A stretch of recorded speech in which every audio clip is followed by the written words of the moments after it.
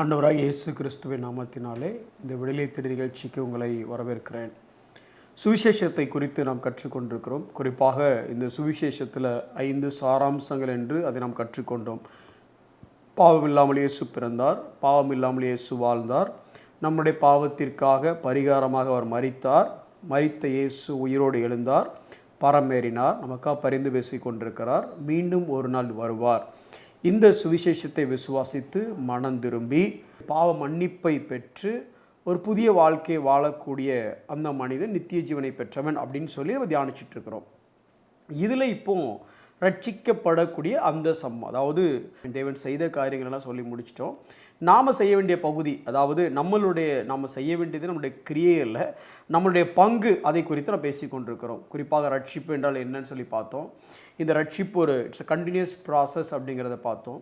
இதை கிரியையினால் எதுவும் செய்ய முடியாது அப்படின்னு சொல்லி பார்த்தோம். இது தேவனுடைய ஈவு, அதனால் கிருபையாக நமக்கு கொடுக்கப்பட்டது அப்படின்னு சொல்லி கற்றுக்கொண்டோம். அப்படி கிருபையாய் கொடுக்கப்பட்டது என்றால் அந்த கிருபையினுடைய அருமை என்ன அப்படிங்கிறத கடந்த எபிசோடில் பார்த்தோம். இன்றைக்கி அடுத்த ஒரு மிக முக்கியமான காரியம் வாசிக்கிற ரோமர் 5வது அதிகாரம் 1வது வசனம். இவ்விதமாக நாம் விசுவாசத்தினாலே நீதிமான்களாக்கப்பட்டிருக்கிறபடியால் நம்முடைய கர்த்தராகிய இயேசு கிறிஸ்து மூலமாய் தேவனிடத்தில் சமாதானம் பெற்றிருக்கிறோம். கடந்த நாட்களில் கிருபையினாலே நீதிமான் ஆக்கப்பட்டோம் அப்படின்னு பார்த்தோம். இந்த வசனம் விசுவாசத்தினாலே நீதிமான் ஆக்கப்பட்டோம். அதாவது ரட்சிப்பில் 3 ப்ராசஸ்: ஜஸ்டிஃபிகேஷன் நீதிமானாக்கப்படுதல், சாங்டிஃபிகேஷன் சுத்திகரிக்கப்படுதல், க்ளோரிஃபிகேஷன் மகிமைப்படுதல். இப்போ இந்த பகுதியில் அந்த ஜஸ்டிஃபிகேஷன் நீதிமானாக்கப்பட்டது கிருபையினாலே அப்படின்னு சொல்லி பார்த்தோம். இப்போ விசுவாசத்தினாலே அப்படிங்கிறத குறித்து நம்ம பார்க்குறோம். சரி, இந்த விசுவாசத்தினாலே அப்படிங்கிற விஷயம்னா என்ன, விசுவாசிக்கிறதுனா என்ன அப்படிங்கிறத பற்றி இன்றைக்கி கொஞ்சம் கற்றுக்கொள்ளாமே. அதாவது இப்படி சொல்லுவாங்க ஆங்கிலத்தில், கிரேஸ் கிவ்ஸ், ஃபெய்த் டேக்ஸ் அப்படின்னு சொல்லி. கிருபை கொடுக்கிறது, விசுவாசம் அதை சுதந்திரித்து கொள்கிறது. தேவன் நமக்கு கொடுக்கப்பட்டவைகளை நாம் சுதந்திரித்து கொள்வதற்கு அல்லது அதை எடுத்துக்கொள்வதற்கு, அதில் பங்குள்ளவர்களை மாறுவதற்கு நாம் செய்ய வேண்டிய காரியம் என்ன அப்படின்னா, பெருசாக ஒன்றும் செய்யணும்னா விசுவாசிக்கணும். இந்த விசுவாசம் அப்படின்னு சொல்லி வரும்போது பல இடங்களில் இந்த காரியத்தை நம்ம பார்க்குறோம். குறிப்பாக யோவான் 20வது அதிகாரம் 31 வசனத்தை நீங்கள் பார்த்தீங்கன்னா, இயேசு தேவனுடைய குமாரனாகிய கிறிஸ்து என்று நீங்கள் விசுவாசிக்கும்படியாகவும் விசுவாசித்து அவருடைய நாமத்தினாலே நித்திய ஜீவனை அடையும்படியாகவும் அப்படின்னு இருக்குது. ரோமர் 1:17 பார்த்தீங்கன்னா இதுதான் ஒரு மிக முக்கியமான வசனம். இன்னும் சொல்லப்போனால் மார்ட்டின் லூத்தர் இந்த வசனத்தை படித்ததுக்கப்புறம் தான் ரிஃபர்மேஷன் அப்படிங்கிற ஒரு தாட் ப்ராசஸ் அது இன்றைக்கி நம்ம அனுபவிச்சுட்டு இருக்கக்கூடிய நன்மை. ஓகேவா? அது அந்த வசனத்தை பார்க்கும்பொழுது, விசுவாசத்தினாலே நீதிமான் பிழைப்பான் என்று எழுதியிருக்கிறபடி விசுவாசத்தினால் உண்டாகும் தேவ நீதி விசுவாசத்திற்கென்று அந்த சுவிசேஷத்தினால் வெளிப்படுத்தப்படுகிறது. விசுவாசத்தினாலே நீதிமான் பிழைப்பான். இதே ரோமர் 4வது அதிகாரம் 5வது வசனம் படித்து பார்த்தீங்க அப்படின்னா, ஒருவன் கிரியை செய்யாமல் பாவியை நீதிமான் ஆக்குகிறவிடத்தில் விசுவாசம் வைக்கிறவனாக இருந்தால் அவனுடைய விசுவாசமே அவனுக்கு நீதியாக எண்ணப்படும். ஸோ மொத்தத்தில் எல்லா வசனமும் என்ன சொல்லு, இன்னும் பல வசனங்கள் பேசிக்காக விசுவாசத்தினாலே நம்ம நீதிமானாக்கப்பட்டோம் அப்படின்னு சொல்லி இது உங்களுக்கு புரிகிற மாதிரி. அதாவது இது நமக்கு தெரியுது, எல்லாத்தையுமே தெரியும், உங்களுக்கு தெரியாத விஷயத்த நான் சொல்லலை. ஆனால் இதை இன்னும் கொஞ்சம் கன்வின்சிங்காக, அதாவது ஏதோ நம்பணும் அப்படிங்கிறதுக்காக இல்லாமல், this is how it is. For example, நான் தான் கடந்த எபிசோடில் கிருபைன்னு நமக்கு எல்லாத்துக்குமே தெரியும், நம்ம வார்த்தைக்கு வார்த்தை கிருபைன்னு பயன்படுத்துகிறோம். ரட்சிக்கப்பட்டது கிருபையினால் நமக்கு எல்லாத்துக்குமே தெரியும். நீங்கள் ஒன்றும் நான் இங்கேருந்து அந்த ஊருக்கு நடந்து போனதுனால ரட்சிக்கப்பட்டேன்னு சொல்ல போகிறதில்ல, இல்லை இந்த ஊர்லேருந்து அங்கே முழங்கால் போட்டே போனேன் அதனால் ரட்சிக்கப்பட்டேன் அப்படின்னு சொல்ல போகிறதில்ல. நம்ம எல்லாருக்குமே தெரியும் கிருபையினால் ரட்சிக்கப்பட்டு. But what does that mean, அதுக்கு என்ன அர்த்தம் அப்படிங்கிறத கடந்த எபிசோடில் பார்த்தோம். இப்போ நமக்கு தெரியும், விசுவாசத்தினால நீதிமான் பிழைப்பான். சின்ன வயசுலேருந்தே கேள்விப்பட்டிருக்கோம், எத்தனை முறை மனப்பாடம் சொல்லியிருப்போம் இதை. அப்போ விசுவாசத்தினால நீதிமான் பிழைப்பான்னு நமக்கு தெரியும், விசுவாசத்தினால தான் ஒருத்தன் நீதிமான் ஆவான் அப்படிங்கிறது நமக்கு தெரியும். பட் அப்படின்னா என்ன, அதுதான் முக்கியம். அப்படின்னா என்ன, கிறிஸ்தவத்தில் பல காரியம் அப்படின்னா என்னன்னு தெரியாமலேயே நம்ம சொல்லிக்கிட்டே வந்துட்டோம். சரி, இந்த விசுவாசத்தினால நீதிமான் பிழைப்பான் அப்படின்னா என்ன? இப்போ ஒரு சின்ன எக்ஸாம்பிள் சொல்கிறேன் பாருங்களேன். இப்போ நீங்கள் கிரிக்கெட் விளாண்டுட்டுருக்கிறீங்க, நல்லா பேட் பண்ணிகிட்ருக்கிறீங்க. பேட் பண்ணிகிட்டு இருக்கும் பொழுது இப்போது டக்குன்னு உங்களால் ஓட முடியல, காலில் அடிபட்டுடுச்சு. இப்போ ஓட முடியல, வெளியில் இருக்கிறவங்க சொல்கிறாங்க, பேசாமல் உனக்கு ஒரு பைரர் எடுத்துக்கலாமா, பைரனர் நான் அனுப்புகிறேன், நீ அவனை ஓட விட்டுறியான்னு கேட்குறாங்க. இப்போது 2 காரியம் நடக்கணும். பைரனராக ஓடுறதுக்கு இங்கே ஆள் தயாராக இருக்கிறாரு. ஜட்ஜும் அல்லது ரெஃப்ரி சொல்கிறாரு, ஆமாம் அவர் உண்மையிலே ஊண்டாயிடுச்சு, அதனால் வேறு ஒருத்தர் அனுப்பி ஓட விடலாம் அப்படின்னு சொல்கிறாரு. ஆனால் பைரன்னரும் ரெடி, ஜட்ஜி அம்பையரும் ரெடி. ஆனால் இன்னொருத்தர் அக்செப்ட் பண்ணோம். யார் அக்செப்ட் பண்ணோம்? க்ரீஸுக்குள்ளே கிரவுண்டில் நிற்கிறவர். அவர் சொல்லணும், ஆமாம் எனக்கு அனுப்புங்க அப்படின்னு சொல்லணும். இப்போ அவர் அனுப்புனா தான் 2 பேரும் சேர்ந்து தான் கேம் ஆடுவாங்க. பார்த்துருக்கீங்களா? இவர் அடிச்சுட்டு நிற்பார், ஓடுறது அவர் ஓடுவார். அப்போது விசுவாசங்கிறது என்னென்னா, என்னால் நீதிமான் ஆக முடியாது, என்னால் ரன்னு ஓட முடியாது. அப்போ என்னால் ஓட முடியாதுங்கப்போ நான் இன்னொருத்தரை சார்ந்து தான் இருந்தாகணும். அப்போது நான் என்ன பண்ணுறேன் அப்படின்னா, கிறிஸ்துவுடைய நீதியினால் மாத்திரம்தான் நீதிமான் ஆக முடியுங்கிறதுனால, எப்படி இந்த பைரனர் அண்ட் பேட்ஸ்மேனோட சேர்ந்து, அல்லது இந்த பேட்ஸ்மேன் பைரனோட சேர்ந்து தே ஆர் மேக்கிங் ஸ்கோர்ஸ், அதே மாதிரி விசுவாசங்கிறது கிறிஸ்துவோடு என்னை இணைத்து கொள்வதற்கு நான் இசைவு தெரிவிப்பது தான் விசுவாசம்.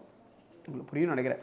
விசுவாசத்தினால் நீதிமான் ஆயிட்டேன் பிரதர் அப்படின்னா என்னென்னா, நீங்கள் ஒரு விஷயத்த சொல்கிறீங்க, நம்மளால் ஒன்றும் முடியாது, அவரால் எல்லாம் முடியும், அவனால் ஓட முடியும், என்னால் ஓட முடியாது, நாங்கள் 2 பேரும் சேர்ந்தால் தான் அந்த கேம் விளையாட முடியும். அப்போ நான் என்ன சொல்ல வரேன், விசுவாசங்கிறது என்ன அப்படின்னா, நான் அவரோடு சார்ந்திருக்க தயாராகிறேன் அப்படிங்கிறது தான் விசுவாசம். இதை தாண்டி பார்த்திங்கன்னா, இதுக்கு என்னோட அக்செப்டன்ஸ் ரொம்ப முக்கியம். பிதா என்னை நீதிமானாக்க தயாராக இருக்கிறார், கிறிஸ்து என்னோட இசைந்து என்னை நீதிமானாக்குவதற்கு அவர் தயாராக இருக்கிறாரு. ஆனால் இசைவு யார்கிட்ட இருக்குன்னா, நான் தான் விஷயம், நான் தான் அவர்கிட்ட சேரணும், நான் தான் அவரை நேசிக்கணும், நான் தான் சரி வாங்க அனுப்புங்கன்னு சொல்லணும். சரி, இந்த காரியத்தை தான் விசுவாசம்னு சொல்கிறாங்க. இந்த விசுவாசமும் அவர் தான் கொடுக்குறாரு, அது வேறு விஷயம், அது வேறு சப்ஜெக்ட், அதுக்குள்ளே போக முடியாது. சரி, அதுக்கு அடுத்து இப்போ இந்த ஃபெய்த்துங்கிறது ஏன் கஷ்டம் அப்படின்னா, ஒருத்தனை பாருங்கள், நீ தனியாக அடித்து ஜெயிப்படா அப்படின்னு சொல்லுங்கள், அப்படிமா. அவன்கிட்ட போயிட்டு உன்னால் தனியாக கேம் விளாட முடியாதுன்னு சொல்லுங்கள், யார்கிட்ட சொல்கிற, என்னால் முடியாதா அப்படிமா. ஸோ பேசிக்காக மனித இனத்துக்கான ஒரு பெரிய ஸ்பெஷாலிட்டி என்னென்னா, humanity is the only one entity which will not accept their inability. திருப்பியும் சொல்கிறேன், humanity is the only one entity which is never ready to accept their inability. மனிதனால் மட்டும்தான் தன்னால் முடியாதுங்கிறத அக்செப்ட் பண்ணவே முடியாது. உங்களுக்கு புரிஞ்சிச்சா? அதனால தான் the first thing நம்ம என்ன பண்ணோம் அப்படின்னா, we need to convince my inability. அதனால தான் those who are spirit in poor will be lifted or will be blessed. அப்போது முதல் காரியமே என்னால் முடியாதுங்கிற காரியத்தை நான் ஒற்றுக்கொள்வது தான். இந்த உலகத்தில் 3 வகையான மதங்கள் இருக்கிறது. பொதுவாக 3 ரிலீஜன்ஸ்னு சொல்லுவாங்க. ஃபர்ஸ்ட் ரிலீஜன் என்னென்னா, ரிலீஜன் ஆஃப் ஹீதன்ஸ், அதாவது புறஜாதிகளுடைய மதம்.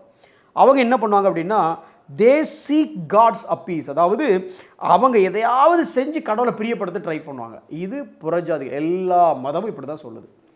இன்னொரு மதம் என்னென்னா, இந்த ரிலீஜன் ஆஃப் ஃபாரசி, பரிசேய மதம். அவங்க எப்படின்னா, நான் ரைட்டு, எல்லாத்துக்கும் நான் ரைட்டு அப்படின்னு பேசி எனக்கு நீங்கள் தேவையில்லைன்னு சொல்ல வரீங்க, அவ்வளோதான். நான் கரெக்டாக ஜோம் பண்ணுறேனாக்கும், நான் பைபிள் படிக்கிறேனாக்கும், நான் உபவாசம் இருக்கிறேன், நான் கரெக்டாக இருக்கிறேன், எனக்குலாம் யாரோட உதவியும் தேவையில்லை பாஸ். இது ஃபாரசிக் ரிலீஜன், நம்ம இப்படி இருந்துடக்கூடாது.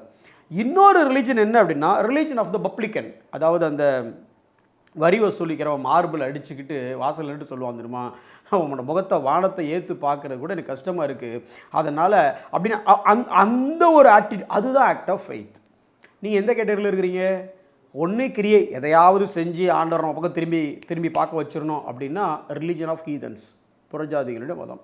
இல்லை ஃபாரசி, நாங்கள்லாம் ஒழுங்காக தான் இருக்கிறோம், நாங்கள் ஒழுக்கமாக தான் இருக்கோம், சர்ச்சுக்கு போகிறோம், பைபிள் படிக்கிறோம், ஜெபம் பண்ணுறோம், சும்மா எங்கள் கிட்டலாம் வந்து நான் கரெக்டாக தான் இருக்கோம் பிரதர் அப்படின்னு ஒரு சுயநிதிக்கு வந்துட்டீங்கன்னு வச்சுக்கோங்களேன், ஐயோ பாவம் உங்களை காப்பாற்ற யாரும் இல்லை. ஆனால் என்ன தேவை அப்படின்னா, எனக்கு நீர் எப்போதும் தேவை என்கிற ஒரு மனநிலைமை இருக்குது பார்த்தீங்களா, அதுதான் விசுவாசம். அப்படின்னா all that I really need is you Lord. The more dependence, அதாவது மார்ட்டின் லூத்தர் ரொம்ப அருமையாக இதை பற்றி எழுதுகிறாரு. தன்னுடைய நண்பருக்கு ஒரு கடிதம் எழுதுகிறாரு. அந்த கடிதத்தில் அவர் எழுதியிருக்கிறத வாசிக்கிறேன். ஒன்று சப்ஸ்டிடியூஷன் சொன்னேன், எனக்கு பதில் அவர். இன்னொன்று, எனக்கு பதிலாக வந்தவர் என்ன பண்ணுவார், இப்போ நான் அடிப்பேன், எனக்கு பதில் அவர் ஓடுவார் மேட்ச்சில், எனக்கு பதில் அவர் ஓடுவார். அதுதான் சப்ஸ்டிடியூஷன், எக்ஸ்சேஞ்ச் நடக்குது. அவர் வெளியில் உட்காந்துருக்கணும் சும்மா, ஆனால் நான் சும்மா இருப்பேன். இப்போ எனக்கு பதில் அவர் ஓடுவார், இதுதான் எக்ஸ்சேஞ்ச், என் வேலையை அவர் செய்கிறார். இதே தான் மார்ட்டின் லூத்தர் தன்னுடைய நண்பருக்கு எழுதுகிறார். கொஞ்சம் கவனிச்சு கேளுங்க, ரொம்ப அழகான ஒரு கருத்து அவர் எழுதுகிறார் பாருங்களேன். ஒன்று தெரிஞ்சுக்கோ, நான் கிறிஸ்துவோடு கூட சிலுவையில் அறையப்பட்டிருக்கிறேன், அல்லது நானும் கிறிஸ்துவும் சேர்ந்து சிலுவையில் அறையப்பட்டோம். அப்படியா? இப்போ என்ன ஆச்சு அப்படின்னா, ஒரு பாடலாக அவர் பாடுறார். எப்படி சொல்கிறாருன்னா, ஜீசஸ் என் கர்த்தாவே, you are my righteousness, I am your sin. அதாவது அவர்கிட்ட பாவம் இல்லை, யார்கிட்ட? பாவம் இல்லாமல் பிறந்தார், அவர்கிட்ட பாவம் இல்லை. இப்போ நானும் அவரும் சிலுவையில் அறையப்பட்டோம். இந்த ஓடுறான்ல, அவனுக்கு காலில் அடிப்படல. பேட்டோடு நிற்கிறான் பார்த்தீங்களா, அவனுக்கு காலில் அடிபட்டிருக்கு. இப்போ 2 பேரும் சேர்ந்தா கேம் விளையாடுறாங்க. கரெக்டாக? அப்போது இவன் காயப்பட்டவன், இவன் காயப்படாதவன். ஆனால் இப்போ இவங்க 2 சேர்ந்து வேலை செய்கிறாங்க. அதே மாதிரி இயேசுவும் நானும் சிலுவையில் அறையப்படுறோம். இயேசுக்கிட்ட பாவமே இல்லை, நீதி மட்டும்தான் இருக்குது. என்கிட்ட பாவம் மட்டும்தான் இருக்குது, நீதியே இல்லை. இப்போ என்ன நடக்குது அப்படின்னு அடுத்து சொல்கிறேன். You have taken up yourself what is mine. என்கிட்ட இருக்கிற பாவத்தை நீங்கள் எடுத்துக்கிட்டீங்க. And given me what is yours. உங்ககிட்ட இருந்த நீதியை என்கிட்ட கொடுத்துட்டீங்க. எங்கே? இந்த சிலுவையில் கொடுத்ததுனால என்ன நடந்துச்சு அப்படின்னா, you become what you are not. அடிப்படாத நீங்கள் அடிப்பட்ட மாதிரி ஆயிட்டீங்க. பாவம் இல்லாத நீங்கள் பாவமாக மாறிட்டீங்க. ஆனால் பாவமாகவே இருந்த நான் நீதியாக மாறிட்டேன். இந்த எக்ஸ்சேஞ்சை நம்புறது தான் விசுவாசம். அதில் ரொம்ப சிம்பிளாக சொல்லப்போனால், இந்த சிலுவையில் நடந்த அந்த எக்ஸ்சேஞ்ச், நான் நீதிமான் ஆனது அவர் பாவமானதினாலே, இதை விசுவாசிக்கிற இந்த விசுவாசம்தான் நம்ம ரட்சிப்புகளாக நடத்தும். இதைத்தான் வசனம் சொல்லும் பொழுது, விசுவாசத்தினாலே நான் நீதிமானாக்கப்பட்டிருக்கிறேன். அப்படி என்னத்தை பெருசாக விசுவாசித்த? நானும் இயேசுவும் சிலுவையில் அறையப்பட்டோம். அவர்கிட்ட பாவமே இல்லை, என்கிட்ட பாவம் இருந்துச்சு. நாங்கள் 2 பேரும் சேர்ந்து இருக்கும்போது ஒரு பெரிய எக்ஸ்சேஞ்ச் நடந்துச்சு சார். எனக்கு பதிலாக அவர் சிலுவையில் அறையப்பட்டார். ஆனால் என்ன எக்ஸ்சேஞ்ச் நடந்துச்சுன்னா, என் பாவத்தை எடுத்து அவர்கிட்ட கொடுத்துட்டு அவரை சிலுவையில் அறைஞ்சிட்டு அவர் நீதியை வாங்கிட்டு நான் எஸ்கேப் ஆகிட்டேன் சார். இதை விசுவாசித்தா நீங்கள் நீதிமான். விசுவாசிக்கிறீங்களா? இயேசு நீங்களும் இணைந்து செயல்படக்கூடிய இந்த விஷயம் ரொம்ப முக்கியம். இணைந்து செயல்படுகிறோமா? கண்களை மூடி நாம் செபிப்போம். அன்புள்ள ஆண்டவரே, எங்களால் இந்த கேமை ஆட முடியாது ஆண்டவரே. Help us to accept our inability. எங்களால் முடியாது என்பதை நாங்கள் ஒத்துக்கொண்டு எங்களை தாழ்த்த நீர் கிருபை செய்யும். Not like the pagan heathen religion ஆண்டவரே. இந்த புறஜாதி மக்களை போல எதையாவது செய்து தேவனை என் பக்கம் திரும்ப வைக்க நினச்சேன்னா அது முடியாது. இல்லை இந்த ஃபாரசி மாதிரி எங்களுக்கு எல்லாம் தெரியும், எங்களுக்கு தேவனே நான் இதெல்லாம் செய்கிறேன் அப்படின்னு உமக்கு ஆலோசனை சொல்கிறவங்களா அப்படியே நாங்கள் வாழ வேண்டாம் ஆண்டவரே. ஆனால் அந்த வரி வசூலிக்கிறவன் ஏற்று கூட பார்க்காம பாவியாகி என் மேல் கிருபையாயிருன்னு சொன்னானே ஆண்டவரே. அதே போல் எங்களுக்கு நீங்கள் தேவை ஆண்டவரே. உங்களால் மாத்திரம்தான் எங்களோட தேவையை ஃபுல்ஃபில் பண்ண முடியும். ரட்சிப்பேண்டு வரும்பொழுது நீர் இல்லாமல் எங்களால் ஒன்றுமே இல்லை. எங்களிடத்தில் இருப்பது பாவம், உம்மிடத்தில் இருப்பது நீதி. எங்களுடைய பாவத்தை உம்மீது வைத்துக்கொண்டு உமது நீதியை எங்கள் மேல் சுமத்த நாங்கள் இதை விசுவாசிக்கிறோம். விசுவாசித்து பெற்றுக்கொள்ள கிருபை செய்யும். இயேசுவின் நாமத்தில் பிதாவே, ஆமென்.